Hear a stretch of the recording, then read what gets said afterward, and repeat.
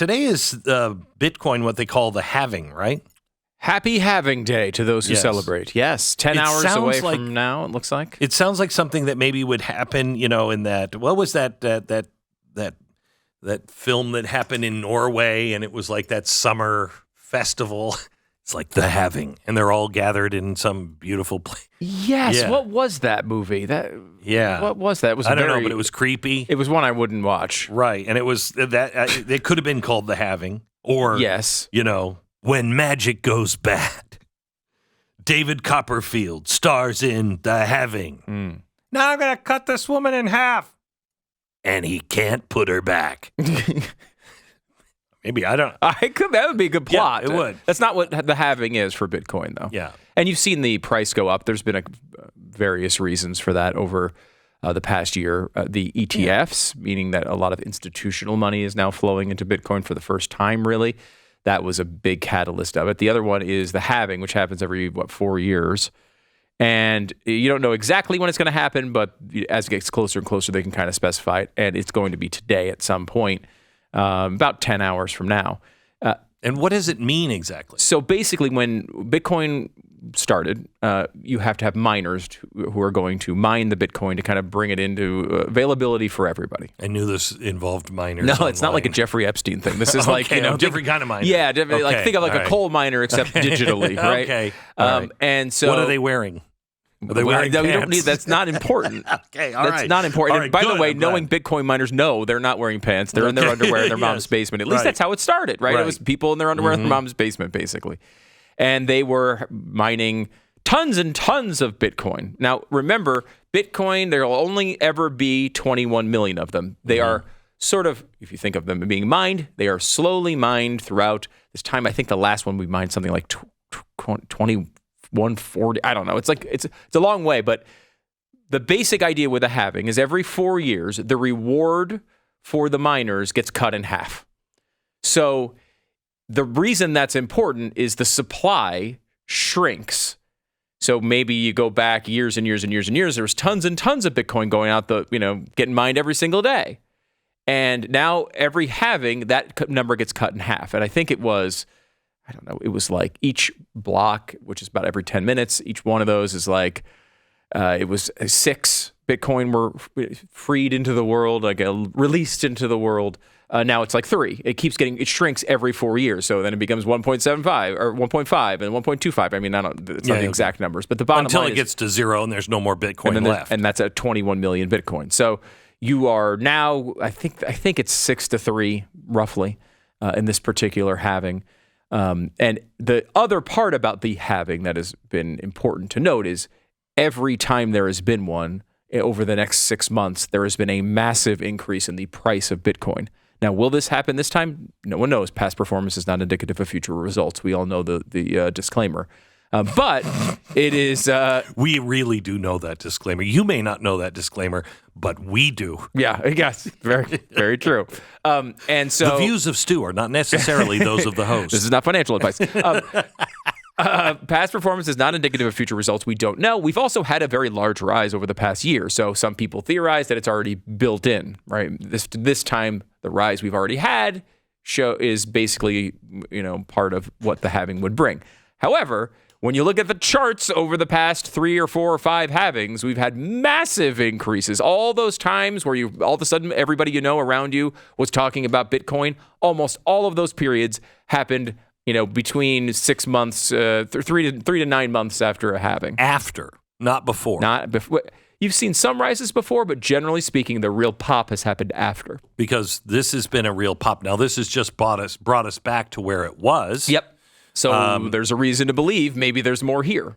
Again, the last one was in 2020. Do you remember the 2021 phenomenon? Yeah. Yes. Yeah. And then you had a drop back down. We're now back to where we were basically in 2021 at the absolute peak. Make a case that somebody should buy just a fraction of Bitcoin.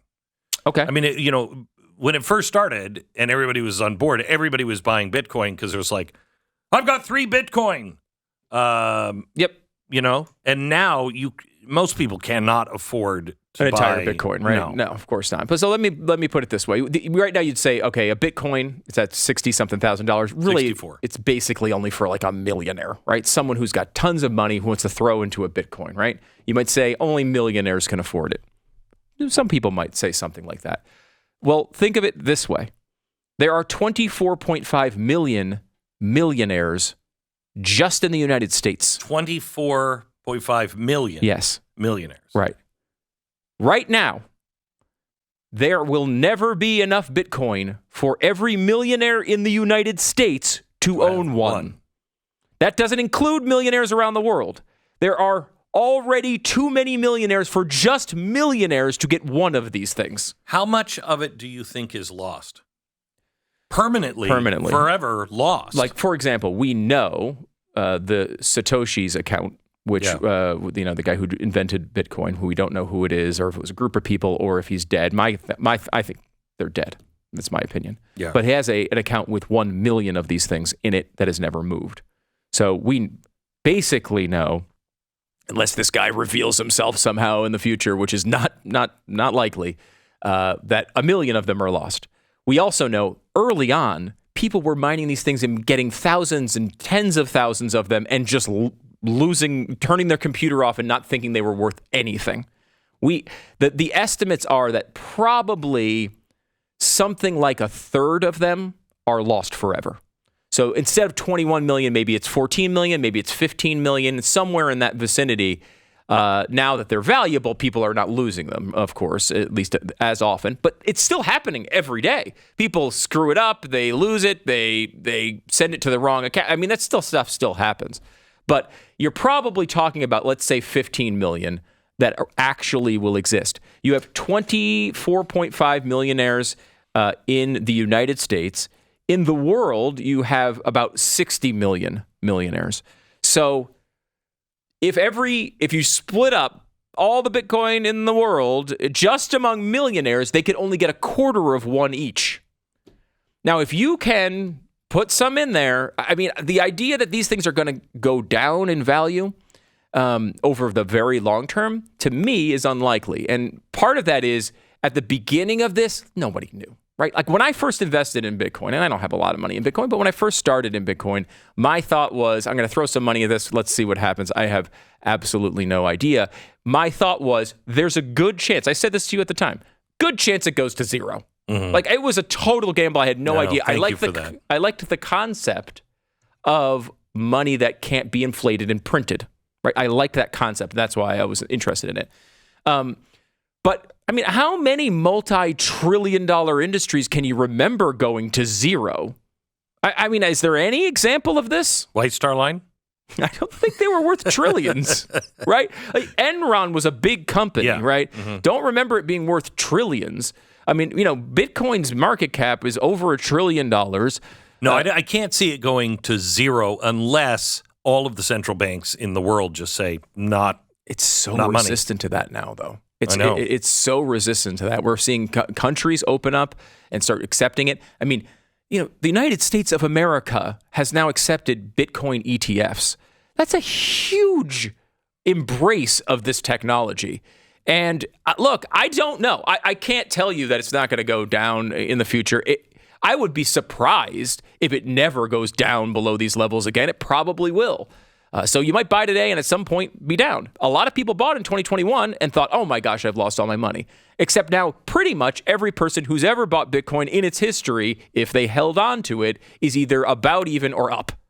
Everybody. Even the people who bought at the very peak. Yeah, unless you bought a couple of months ago when it hit like 69.70 for a couple days. There's a few people. But generally speaking, almost no one who has ever purchased this and kept it has lost money. I mean, that's quite a statement, right? Like, what other investments can you point to that has that type of record? There's almost none. So I don't know. We don't know what the future holds, but man, this is a technology that has proved itself incredibly resilient. I get really pissed at you every time we talk about this. Every time. You get pissed at me? Yes, I do. Why are you pissed at me? I blame you for bad decisions. Blame you. Why? I was with Mark Andreessen. Yes. It was it might have even been a fraction of a cent. It was well before I bought it, that's for sure. Yeah. Because I remember the conversation. Yeah. And he was just going to start some new thing with this new currency. Mm-hmm. I remember you telling me about this at the time, but I fortunately did not listen. Yeah, neither did I. Mm-hmm. And, we could have put $100 into it at that point. Oh, my gosh. $100. You know how much that would be worth It was a fraction of a cent. Wasn't it? I don't remember if it was that low, but it was really early. Really early. It was right as he started the digital wallet, Coinbase. It was right as he started it. Gosh, okay, this makes me physically ill. I think he actually told me that before he started it, or he may have. Or he was in the middle of raising money or whatever. Yeah, he was like, "Hey, do you know anything about Bitcoin? No, you should invest. Just take $5,000 and just throw it in this." And I'm like, And at the time, $5,000 was, I mean, you'd be probably a billionaire. I would be. I can't imagine how many you would have. I love this story. Look it up. Look it up. Look up when they opened Coinbase and what the price of Bitcoin was. $5,000. So it depends. It's hard to know exactly when you talk to him. I mean, the Coinbase basically started in 2012. So 2012 is a little bit later than it was. You're talking a fraction of a cent. So it was about $10 in 2012 when it actually started selling Bitcoin. When Coinbase began that process, it was about $10. If you spent $5,000 then, you would have about 500 Bitcoin, which would be worth $32.5 million, which would be incredibly nice. However, my remembrance of this story was it was before that. Like before that, when it was sort of being dreamt up. So I mean, it was one of the first times I ever had heard about Bitcoin, and I think I came back to you and I said, "What is Bitcoin?" And you were like, "Oh, people buy pizzas with it." And I'm like, I did not. This is ridiculous. That's history. exactly what he said. I don't think I knew much of anything about it. I had heard of it, but I didn't know anything about it at that time. You knew people were buying pizzas. I definitely was not discouraging you in investing $5,000. That's the way I remember it, That's Your exactly Honor. how you remember it. That's it's just not true. exactly how I remember it, Your Honor. It's one fascinating thing I think that really hasn't fully taken root yet when it comes to the Bitcoin phenomenon. By the way, hang on just a second. I just have to say something. I said at the time, that on the air too. Oh, really? We should go back and find it. Yeah. We could probably find. Mark Andreessen, he said Bitcoin, blah, blah, blah. But, Warren Buffett, he says if you don't understand it, you shouldn't invest in it. I wonder if we can find that. I'm going to look for this now. If anybody did it. What our earliest time was when we said, hey, maybe you should throw some money in it. I don't know if I'm going to do it. If anybody in the audience, well, of course there's somebody that was in the audience. They're not now. They're not driving to work. The show they're billionaires. On a yacht someplace. Well, I think that's one of the things I think is most interesting in a societal sense, that we had a lot of people, because the early people into Bitcoin, not like the people necessarily today, but the early people into Bitcoin were people who, generally speaking, were ideologically, let's say, libertarian, or somewhat close to that. Correct. And there are now massive amounts of people who became insanely wealthy over this process and will continue probably to get even wealthier. And those people who would have been probably marginalized in society at some level, maybe they have been successful, but would never had that sort of power. No, they were the losers, loners, and creeps. And we've seen, libertarians many of them will describe themselves this way. Yes. So we've seen now that many of these people have made an impact, right? We've seen a lot of them. Mark Andreessen, not necessarily an ideological libertarian, but a lot of these people have risen. One of the richest people in the world, two of the richest people in the world are the Winklevoss twins. The people who got Facebook stolen from them. I think they're fictional characters. They may be. They were in a movie once, so I don't know. Yeah, no, I just think that I'm sure people can play them, but I think anybody with Winklevoss as their name and they're twins, I think that's too magical to be real. Hard to believe, but it is. Let's call on the Winklevoss twins. For everything they show up, you say their name 3 times. Hi, we're here to grant any wish with our magical Bitcoin. Right. It's fake. Consider that they, basically had in my opinion, Facebook stolen from them. They wound up getting thrown out, got some money for it, but were not insanely wealthy, and wound up not with one, but two different giant revolutions of the world. They were at the founding of almost. They invested a fortune in Bitcoin right after that, and now are multi-billionaires because of it. It's a weird people that wouldn't have normally been at the top of our society are now there. And hopefully they've kept some of these small government roots through that process. And maybe they can influence the country in a way. No, because then when you get that wealthy, then what you do is then you're like, I can get somebody on the phone. I can make this happen. I don't want a stop sign here. And I think we should also kill the poor. I'm going to get both of those done. I'm going to call my council member and, my master over at the WEF. Get that done. Yeah. You know what I mean? You start protecting it, and then that all goes to hell. Maybe, who knows? We should do what Star Trek did and abolish all money. Just learn how to live in harmony. And worked out well for them. They were at war in every episode. What are you talking about? How did they pay for those starships? How ridiculous was that?